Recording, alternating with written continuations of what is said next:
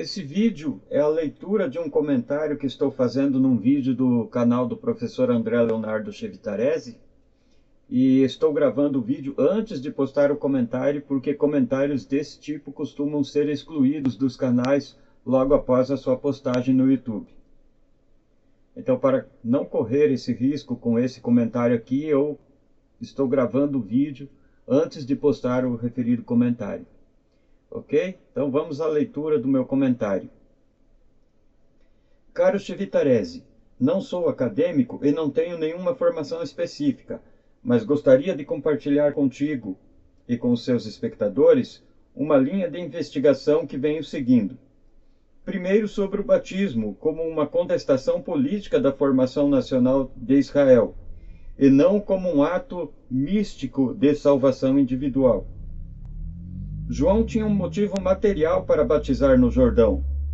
Era o rio que Josué, à frente do exército como sucessor de Moisés, no mito da conquista de Canaã, fez Israel atravessar para se estabelecer na terra que Yahvé lhes prometera.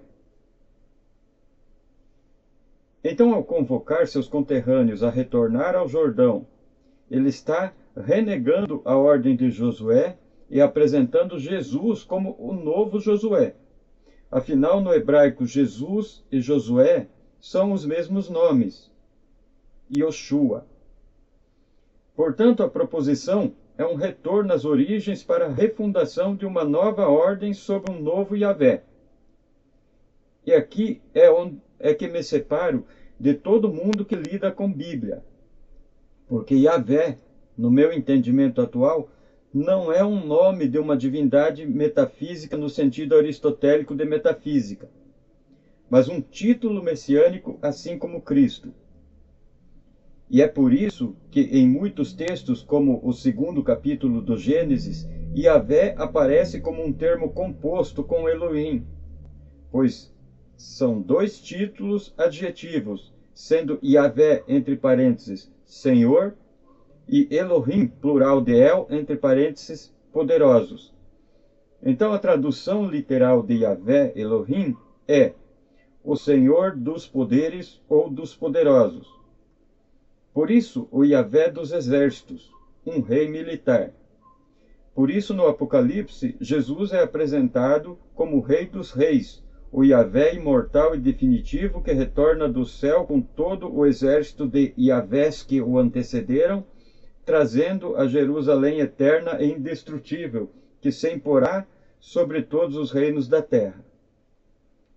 Por isso, Yahvé é tão bipolar nos textos bíblicos, pois não se trata de uma divindade transcendente, mas de diversos homens divinizados, num contexto mitológico nacional, disputando o título messiânico Yahvé.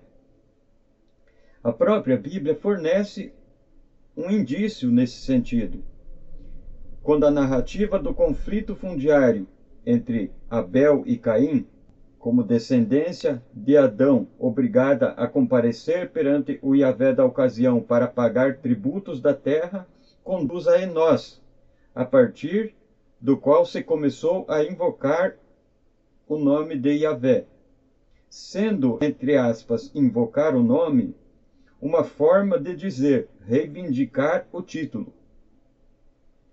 Por isso a história dos hebreus é recheada de Messias, pois a nação foi fundada nessa tradição. E há diversos Yahvé no céu, porque há diversos Yahvé Elohim na terra, sendo cada Yahvé celeste a projeção de um Yahvé terreno nacional, e cada céu uma projeção fronteiriça abstrata de seu respectivo território. Por isso, em Gênesis, o céu é retratado no plural, Hashamayim, enquanto a terra é entendida no singular Eeret. Pois alguém olhando 360 graus em volta num campo, via o céu sobre sua cabeça descer de forma circular sobre os limites imagéticos de seu respectivo território, sobre o qual podia se locomover livremente.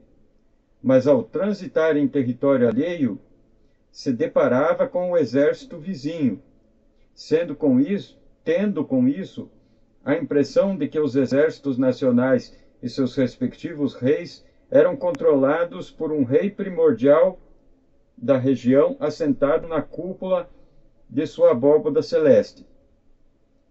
Isaías capítulo 6 diz: No ano da morte do rei Uzias, eu vi o Senhor assentado em seu trono celeste e o seu séquito enchia o templo.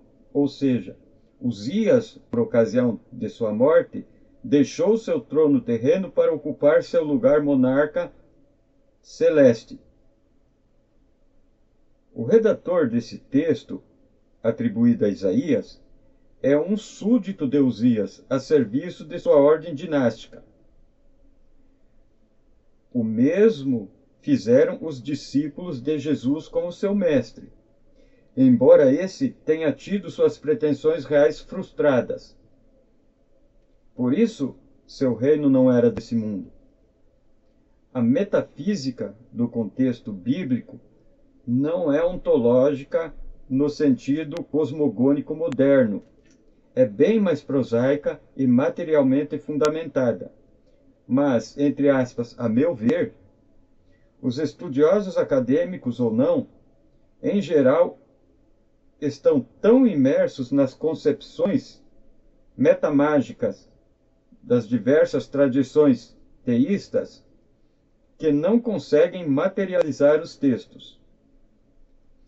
Eu ainda não sei como relacionar, se é que há uma relação, mas a paleta de Narmer, que retrata uma dupla fugindo da soberania de um rei sanguinário de um lado e um homem fugindo da presença de um touro ante um zigurate em meio a um círculo solar do outro, parece ter paralelo instigante com a, entre aspas, expulsão de Adão e Eva do Éden e o posterior exílio de Caim ao se recusar servir a pecuária de Yahvé, ao contrário da submissão de Abel. Parece que ninguém se dá conta de que Caim, como agricultor e vegetariano, ao ser obrigado a pagar tributos fundiários em carne para Yahvé, o senhor da pecuária, e curiosamente o nome ou título de Narmer aparece grafado entre duas cabeças de gado na referida paleta, que pode muito bem representar que Narmer agora é senhor das duas pecuárias, do Alto e do Baixo Egito, por ocasião de sua unificação, entre parênteses, e não a ilustração redundante da deusa vaca, como acreditam os egiptólogos, tinha que barganhar com o irmão Abel para obter o referido recurso tributário em espécie, e daí a razão do conflito que resultou no mítico famoso primeiro fraternicídio bíblico.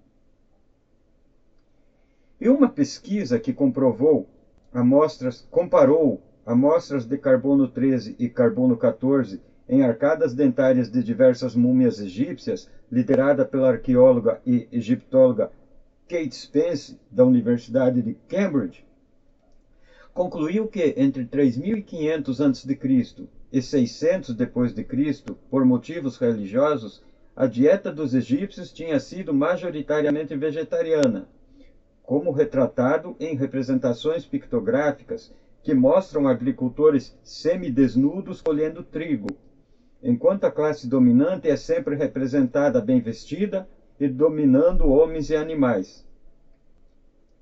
Lembram o que a mítica serpente no Éden mostrou a Adão e Eva por ocasião de comerem, entre aspas, do fruto proibido? E como eles criaram vestes vegetais para si? E como o Yahvé irado matou um animal na sua presença e os humilhou, vestindo-os com a pele ensanguentada antes de os expulsar? E como aquele Yahvé trouxe sua criação de animais para Adão conhecer? E não é curioso que a principal deusa do Baixo Egito, antes da invasão pelo Alto Egito, fosse Wadjat, a serpente alada do Nilo e guardiã dos juncos, planta usada na confecção do papiro?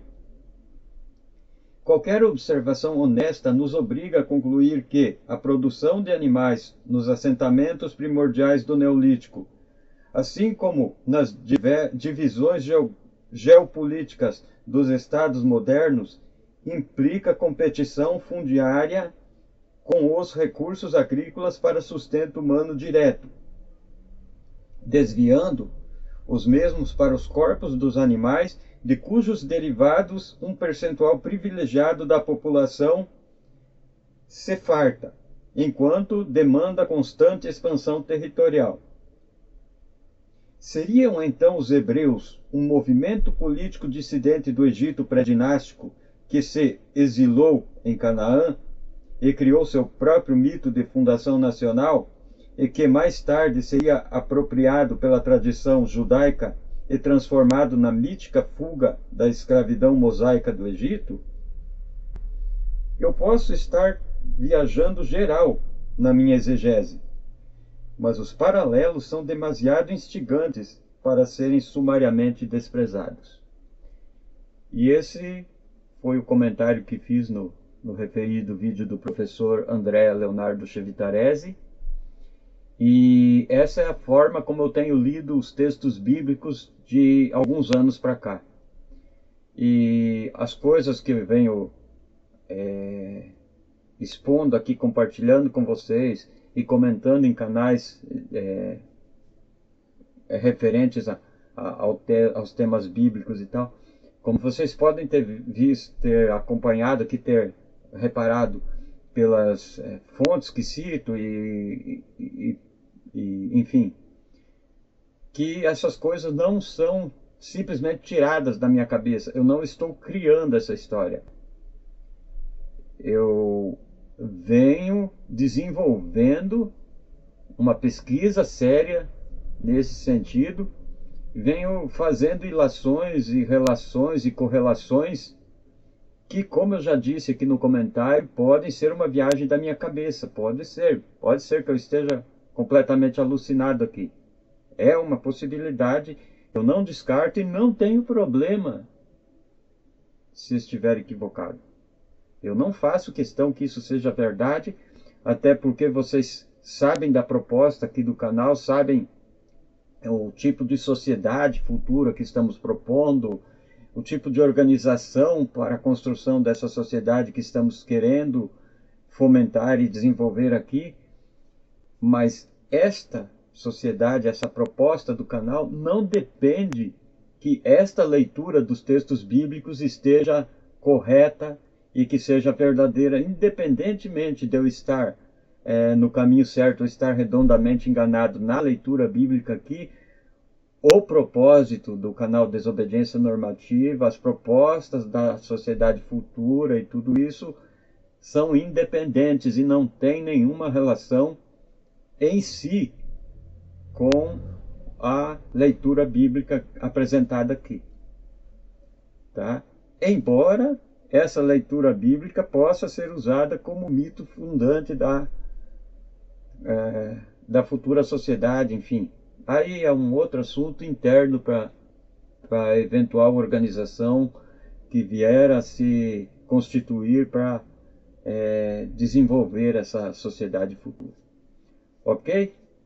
Então, era isso. Bom domingo a todos. Fico por aqui e a gente se vê numa próxima ocasião. Falou!